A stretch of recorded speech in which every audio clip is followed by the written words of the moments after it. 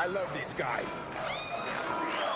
Welcome to the Secondhand Lions Podcast. My name is John Drennan. I'm here with my longtime friend, Bill Radford. We are also longtime Detroit Lions fans. We met in college in the early 70s, and we've been following the Lions not only since then, but since our youth in the late 50s and 60s, both growing up in Michigan. And wow, there were a lot of years where it was hard to follow the Lions, and but recently it's been great. But this last year, obviously everyone's disappointed. But Bill, I love how we're disappointed with the 9-8 winning season when for years we just thought, wouldn't it be nice to have a winning season?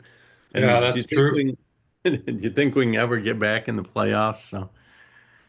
Anyhow, Bill, it's a newsworthy time right now. A lot's happened since we got together last Wednesday. Today is Tuesday, and of course, there's several things, but the lead stories, Bill, and let's dig right into them, is the issue with Terryon Arnold and what's going on there and what that might mean. And secondly, the huge news, the trade of David Montgomery.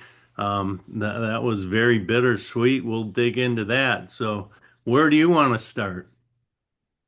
Well, I'm going to start with Terryon Arnold because it's you and I were talking before we went on that our top needs, cornerback might not have been at the very top, but it could be now. And I tell you, I just feel so bad for Terryon Arnold because here's a young man with a very, very bright future, looked like uh, potentially several years of very high pay at a position, a valued position in the lineup, and he might have thrown it all away for foolishness. The story is that he hired a couple of probably friends from his youth to steal back things that were stolen from him. Instead of going to the police, he took it in his own hands. And of course, if you've hired people to commit grand larceny, that makes you guilty of grand larceny and potential years in prison. Hopefully, it won't come to that, but he could, depends on how it turns out, he could be cut with cause and would lose all the rest of his contract. And uh, who knows if another team would want to pick him up. It's just so sad that these guys with such bright potential futures make such foolish decisions. Yeah, and you said these guys, and that references that Terryon Arnold's not the only one. Every season, it seems like there's just stories that you just feel for these young guys because they're what 22, 23, 24, and their their age and wisdom and experience has not come close to catching up to the contracts they're being paid. And there's so many examples in sports of players who really got mentorship and discipline. I think of people like Magic Johnson and Barkley and uh, um, a lot of players from the NFL and the NBA who just have become extraordinary business people and do so well, but it's because they do hook their wagon to people who can give them good advice. And clearly, that's Terryon hasn't gotten to that point, but I certainly wish for him that it's his role in this thing wasn't such that it's going to ruin his career and put him in jail, but it might. And as the Detroit Lion, you made the comment, cornerback may have shot up as a priority because right now we don't know if Terryon Arnold's going to play. So. Yeah, I just think of, and it's not just football, it's all kinds of sports, whether it's trouble with the law or drugs or women or whatever it is. I remember one of the best baseball players, hitters in the last 20 years is a player named Josh Hamilton, played for the Texas Rangers. and he just crushed the ball, hitting home run after home run. And he got involved with drugs. He recovered, and then he went back to it, and just his career was just a tenth of what it could have been. Uh, so there's all kinds of temptations for these guys, and we have the same temptations. We just don't have the money to take advantage of them. So, Well, and we were talking earlier. In my early 20s, I made a lot of poor decisions, but it wasn't costing me the potential to earn 50 to $100 million as a pro athlete and everything that comes with it. That's just the right. contract money. These guys have the potential to open doors and earn, endorsements and just so many things. So, anyhow, wish him the best. And hey, I got to make this comment when I'm thinking of it. You did mention Josh Hamilton. I saw a news feed, and as we were saying earlier, we got to almost double check anything we see. Was it really true? But where there's a 19-year-old with the Red Sox who hit a ball, and the headline was something like hardest ball ever hit, traveled over 117 miles an hour. Now, that's something I've never paid attention to. I know the fastest pitchers pitch around 100 miles an hour, maybe 101, 102, but the idea of a ball coming off a bat at 170 miles an hour kind of freaks me out. But Yeah. that's a bullet. That's lethal. Especially if you're the pitcher. Yeah.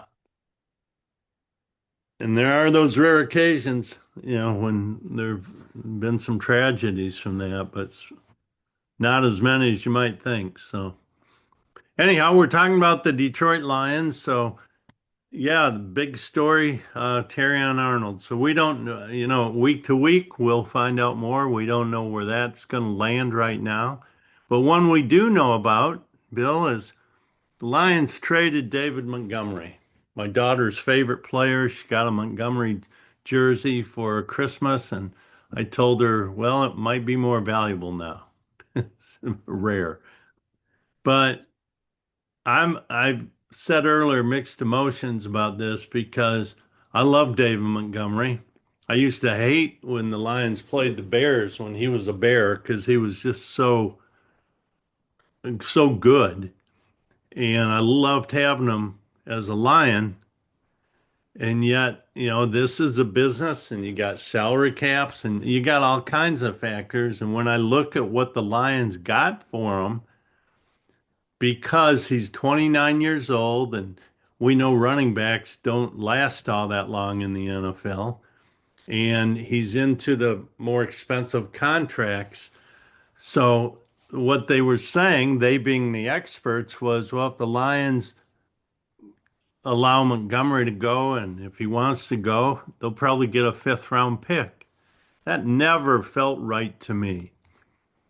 And when it was initially announced, it was announced they got a fifth round pick from the Texans, but that was not accurate. They got a fourth round pick this year, a seventh round pick next year, and a fourth year center guard, let's say a backup interior lineman out of the deal. And honestly, I think given they're freeing up 4.5 million in cap space, they're picking up a fourth round that could do a lot of things for the Lions, and bringing in a guy that maybe could be productive as an interior lineman. I think the Lions did well in the trade. Well, you may be right. And one thing that I think the average fan doesn't consider is um, the lifespan expectancy in the league of a running back. I think the average running back lasts something like 4.5 years. Yeah, and this will be his eighth year. So there are exceptions, but running backs are very prone to injury, and eventually they wear down and they hit a wall. Very, very few running backs are over 30 years old. So I expect that Houston thinks they're going to get a year or two or maybe three out of Montgomery. And Houston since 2023, they have scored 34 rushing touchdowns as a team. And David Montgomery has scored 33 himself. So it's definitely an upgrade for them. And I was watching Good Morning Football this morning, and one of the comments that was made was that Houston has a world-class elite defense, and they need to do something with their offense while they have this defense if they're going to maximize their potential. And they talked about Stroud and whether he's going to return to form that he had his rookie year. And they said, well, one of the ways to improve him is to give him a running game. So that's what was behind the motivation for Houston to trade for Montgomery. They had made cap space earlier by trading a better offensive lineman to Cleveland for a fifth-round draft pick, and it kind of burned me a little that the Lions weren't on top of that. They could have got the better guy uh, for less, and so it's with the salary cap, it's difficult to keep all your good players, and every team has to deal with it, which is why scouting and drafting and uh, having a good general manager and scout team are so important in terms of getting the right players and then having coaches who know how to develop them, which I think the Lions have those. So it'll be interesting to see who they get in the draft, what they do in free agency. Uh, but like you, I really like David Montgomery. He was very dependable. And Bill, you said something about, running backs have a short lifespan, and that has also a lot to do with how many carries are they getting. And, that works both ways. If when you have Gibbs and Montgomery together sharing the carries, neither one is getting the toll on their body Right. as much as like Gibbs this year carried it a lot more, and that's a lot more tread off that tire. And so, from that standpoint, having a really good second back can allow your lead back to last longer. So that's another reason I hate to see him go. And I know you and I have both been excited that Drew Petzing would come in and maybe figure out a way to have both those guys on the field productive, more so like they were 2 years ago. But the deal's done. So now what? And, our first story was, well, are we without Terryon Arnold? And the second story here is we picked up a fourth round pick. So my thought has been, is that fourth rounder going to be a cornerback? Because I think you can get a decent cornerback in the fourth round of the draft, depending on what kind of cornerback year draft it is. We'll see. Well, that might be true. Arnold was a pretty high first round pick, though, wasn't he? Yeah, he was absolutely, but hasn't really played to that level yet. So No, and the Lions don't necessarily have a good track record with high first round picks with cornerbacks. We remember Okuda from yeah. Ohio State. We thought he was going to be a world beater, and he turned out not so much. So, Bill, similar to Arnold, I remember his first year, he was inconsistent and not that good, but I thought, okay, growing pains. Second year, he was hurt a lot. It's been the same thing with Arnold. So I think it's Terryon Arnold still a bit of an unknown as a player, but again, he may never play again. So right. Well, one of the things you really don't know about any of these guys is how they will uh, stand up to the beating they get in the NFL, because it's certainly another couple of levels up from whatever they got when they were playing uh, college football, no matter how whether they were with Ohio State, Michigan, Notre Dame, one of the elite programs, or you notice I put Michigan in there, and or they're further down the list in the Mid America Conference or whatever. Then they come to the NFL where everybody is bigger, stronger, faster, hits harder, and do they have the body that's going to be able to tolerate that? Because one of the most prized abilities is availability. And it's through no fault of their own, genetics, mostly, they don't have the body that can tolerate it, and they're hurt all the time. And people say, well, it's such bad luck, they always get hurt. Well, maybe it's bad luck a little bit, but a lot of it is just how they're made. They have elite skills, uh, but it's that old saying about running quarterbacks. There are no old running quarterbacks. Yeah. No, that's a great point you make. And, you're better off with an available fourth round pick than a injured first round pick. That's right. And I do think some guys are just smart at not getting hurt. They avoid what could be unnecessary contact or especially dangerous contact. Um, and then who knows all the factors because some guys just come in and seems like they're hurt all the time. And it is, as they used to say when I played basketball, football's a contact sport. And it's like, no, no, basketball's a contact sport. Football's a collision sport. And there is a difference. There is a difference. Yes, that's right. Well, Bill, little bit other news. Graham Glasgow, he's gone. That's no surprise. They that he wasn't going to be their starting center again. He wasn't going to really be a starting guard again. I mean, his time has come, and that frees up 5 million salary cap. By the way, the David Montgomery that frees up 4.5 million, so that's almost 10 million with those two guys, and that's newsworthy. And then Tyrus Wheat, who they picked up early last year.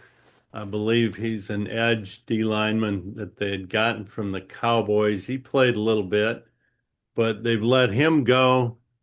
And what was the other news? Well,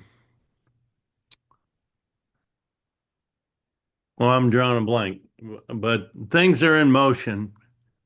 And what I'd like to do, Bill, we just came off the combine, and that's always interesting to see how athletic these guys are. And some guys they rise and some lower in terms of their draft interest. But I'd like to, so it looks, Bill, like we're going to have 9 picks this year, but that's still in question because it has to do with um, how do you say it? Compensatory picks, Compensation. compensatory picks, and there are a couple trade related picks, but up to 9 picks. And I'd like to keep looking every week, as we've done for a couple weeks in a row, at what we think the highest needs are. Because as you mentioned earlier, cornerback now looks like it's gone up on the ladder. So how about you? You want me to start this week? Well, you can go ahead. But before we go there, I just like, do you want to talk at all about, we can do it after this, about combine performances that we thought were outstanding? Let's do this first because then maybe we can look at, man, wouldn't this guy be a good fit? Okay, go ahead. So I'm going to stay with center. I just think that remains number one. They've got to anchor that in. Number two for me, as of right now, is edge, but it's really close to the next three that I got three in that I think now are just flip a coin, and those three are safety, we're not hearing anything good about Kirby Joseph and his ability to return. Brian Branch is coming off a serious injury. So safety, cornerback for what we already talked about. We may be without Terryon Arnold. We don't know if Ennis Rakestraw, speaking of injuries, he was drafted right behind Arnold 2 years ago and has been hurt for 2 years in a row. But they were very high on him as a cornerback. We don't know if Amik Robertson will be back. So cornerback is huge, and so's tackle, but I feel that's not quite as high as it was because Taylor Decker is coming back. So I've got right now is a tie safety, cornerback, and tackle, and then running back to replace Montgomery, tight end, especially with their new offensive coordinator, and linebacker because Alex Anzalone is going to be gone. He's in the free agency. Those are my 8 in order. All right. Well, I agree with you about center. It's still number one. I'm hoping they'll do something in the draft uh, to get a center edge as well. There looks like there's going to be several edge players coming out of the draft. Might be able to get one there. Um, I was really interested in this Malachi Lawrence from University of Central Florida. Ran a 4.52 40, had a 40-inch vertical, and apparently had a really good season. Um, so he's potential draft. The Lions had him slated for a second rounder at number 50, but they may have to do something if they want him. They may have to try to move up. My third is a cornerback because of the Arnold situation, and the other thing is he hadn't been that good anyway. So uh, I mean, he's been hit and miss. I think that the Lions are always trying to pump him up, saying how he's improving and doing well. But to this untrained eye, uh, he gets beat a lot. So I think we need a cornerback. And then because of the news this week, we need a running back because we whether it's free agent or draft, somebody has to replace Montgomery. We can't go into the season with expecting Jahmyr Gibbs to carry the ball every play. Uh, as good as Jahmyr is, he is a little lacking in blocking as a running back, and Montgomery was good at that. So my first four are center, edge, cornerback, running back. Then I think we need a linebacker. Anzalone's gone. Uh, I know we have some good linebackers, but they're prone to be injured, so you need some backups. After that, safety for the reasons you stated. And then rounding out my top seven is a backup quarterback, assuming we're not keeping our current backup quarterback, Allen. And did you have a tackle in there or no? I don't I think you did did. not. I Okay. didn't. All right. Well, and here's the thing, Bill. Again, we may have 9 draft picks, and even if we're conservative and say 7, my feeling is we get a center in free agency. There are a few available that look good. They're veterans. They've been good or very good. And here's my belief, Bill, if we can pick up 2 of these needs in free agency, one being center, the other one being a safety or cornerback, then the tackles and edges are quite deep in this draft. So I think with the 17th pick, we pick up either a really good edge or a really good tackle. With the 50th pick, I think we can get an edge or a tackle. Then I think with the fourth round picks, maybe a couple D backs, a cornerback and a safety. With the rest of the picks, running back, tight end, linebacker, maybe quarterback. I think we can meet all our needs, but listen to Well, me. the question I'm is, not will dealing we with a meet them salary well? cap. What's What's that? that? I said, listen to me. I don't have to juggle a salary cap. I can just sit here and say this, but Well, the good thing about draft picks is they're on rookie contracts and they don't cost much for a while. that's right. But if you do it well, they end up costing you a lot because hopefully you're picking guys that are going to start and be good players. Right. Of course, if you have enough of those, yeah, like it's been floating out there that proposals on trading JMO. I don't want them to trade JMO, but let's just say they're looking at, okay, we trade JMO, we get a good edge and a first round pick. Um, I think that's wishful thinking. well, and again, it's a theory. Well, let's take you got two good running backs. You got Jahmyr Gibbs and you got Montgomery. Well, you trade Montgomery. You've just got rid of salary. You picked up salary cap. You're getting a young player with a fourth round pick that maybe could, as a running back, who can come in and fulfill what Montgomery was doing for the Lions, but a lot cheaper and a lot younger and without the salary cap hit. So it's it's never going to hurt you to have too many good players, but it does create a new issue if you're a general manager. Like, how do I pay them? Well, we're going to know pretty soon how we do in free agency. It's really interesting what they have with this setup in the NFL. March 9th through the 11th is what they call the legal tampering period.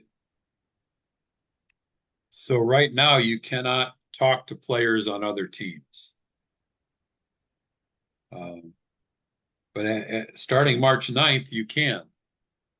You can talk to them, recruit them, whatever. Then on March 11th at 4 p.m. Eastern Time, free agency begins. And there's usually immediately uh, dozens of signings Right. because of that tampering period.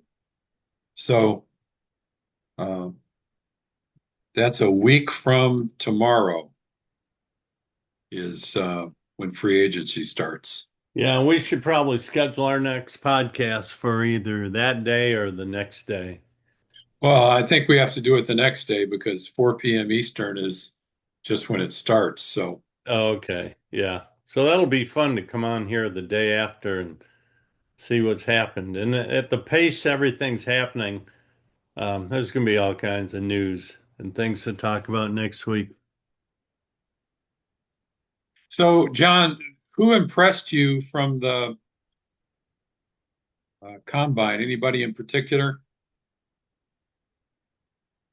There were a few. I heard the tackle from Arizona State being interviewed, and they pick their interviews well because they know they've got people with stories or that just really well spoken. And I don't remember his name, but I remember what he looks like, and I was thinking he'd look good in Honolulu blue and silver, and so that guy. His name was hard to spell, like Ifanabo or something like that. Um, the tackle from Georgia, offensive tackle, his last name's Feelings. Really impressed me. Of course, Sonny Styles from Ohio State, he's an athletic freak.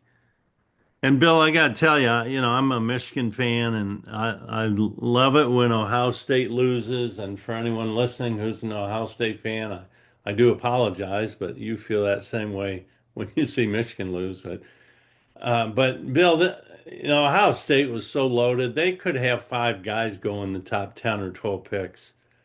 And I'm saying that because your question, watching some of these guys in the combine, I mean, they were just Ohio State was so loaded last year. I'm surprised they lost a game.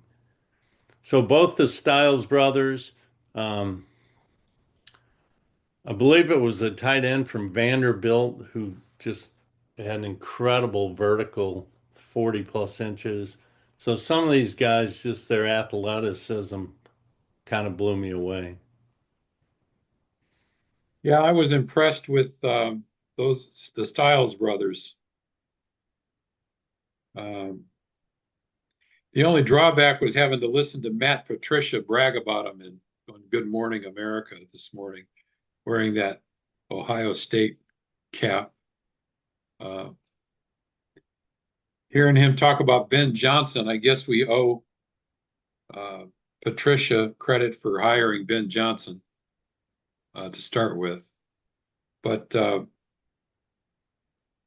Styles brothers obviously impressed everybody. Uh, One guy in particular that was impressive is an edge named Malachi Lawrence out of University of Central Florida. He ran a 4.52 40 and had a 40-inch vertical, which is incredible for a 250-pound plus edge rusher.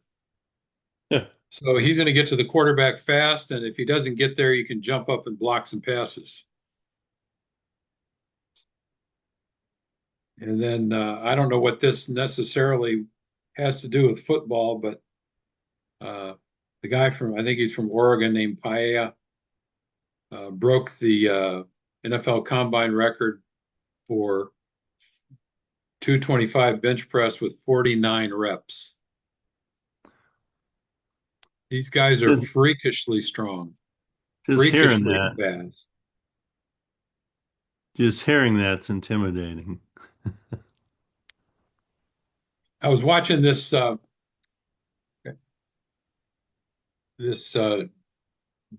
best plays in baseball last year or whatever, and just some incredible athletic plays. And the announcer said, "People don't have any idea how rare it is to have hand-eye coordination like these guys have." So you could say that for football and basketball and hockey and soccer and any of these sports. Once you get to that elite level, I'll tell you a funny story. At least I think it's funny. My neighbor's boyfriend played basketball for a Class D high school team. And I was talking to him one day, and he was telling me that he could have started for Adrian College. I kind Here of we go. right. He's about 5'8", point guard for a Class D team.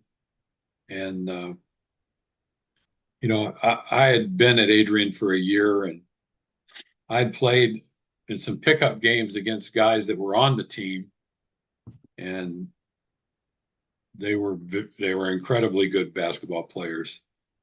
Uh, so anyway, I played him 1-on-1, and I smoked him.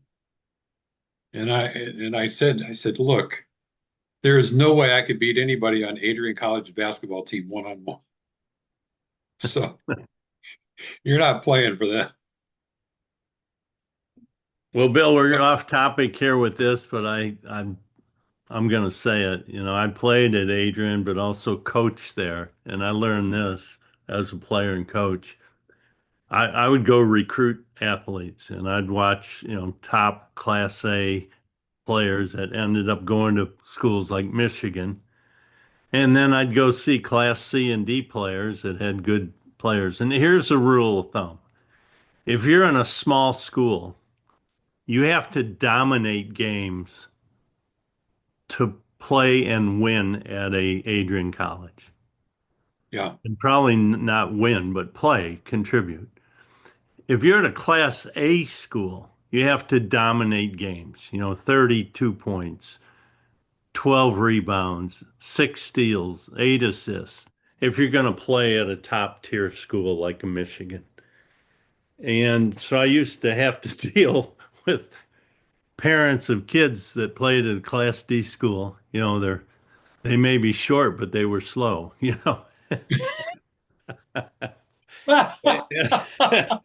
And having to, I remember watching kids and then meeting the parents and just saying,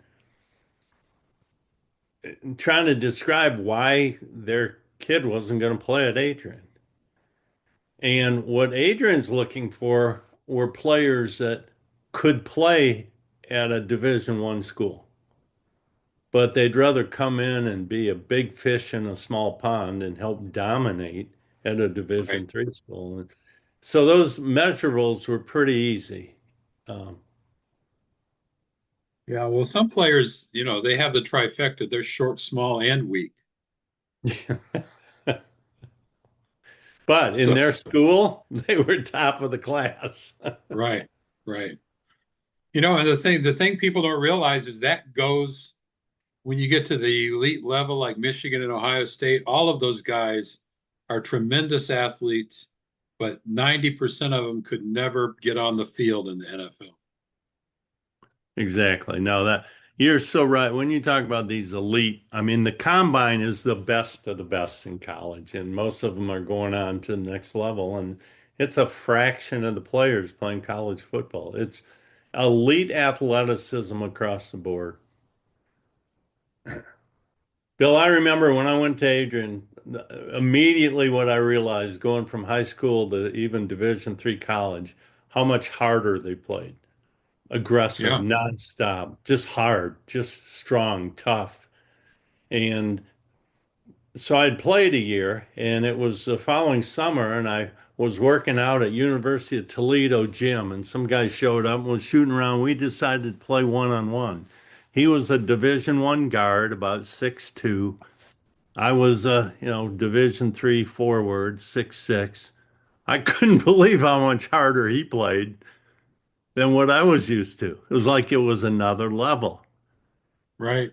And it just would keep going. So, Well, any, um, any final thoughts? yeah, just this one. We all remember Jamal Williams, right? Came over from the Packers, and the year before they got rid of him and they added David Montgomery, he broke the Lions single season touchdowns. I believe Barry Sanders had that record. That's And right. a lot of people thought, oh my God, we got rid of him. And I kind of thought that. But when I heard we had David Montgomery, I'm like, yes. Because every time the Bears played the Lions with Montgomery, he always was just a thorn in our side. Really good player. So I had a similar reaction when I heard we're getting rid of David Montgomery. So, but hopefully, maybe in a late round draft pick, we can get a big stud out of a college that can come in and block well and run the ball short yardage and make some catches, and we'll be real happy about it a year from now. So that's my final thought today. Well, here's hoping. Uh, our history with the Lions is a lot of disappointment, and uh, we were both disappointed with this year, but we're hoping it doesn't become another trend. They need to get back in the playoffs. They need to have a good record, win the division, and have a chance to go to the Super Bowl while we're still alive. Well, that's why we're here doing this, folks. We're taking this journey with the Lions, and we've got the microscope on them. But I do not see a repeat with this administration of what we saw for decades. So I think they're going to find the missing pieces, put them together, and run for the Super Bowl this next season. All right. Well, we'll see you next Thursday after the free agency, and hopefully we'll have some great news. Yes, sir. All right, Bill. It's been fun. Thanks for our listeners for being with us. Bye for now.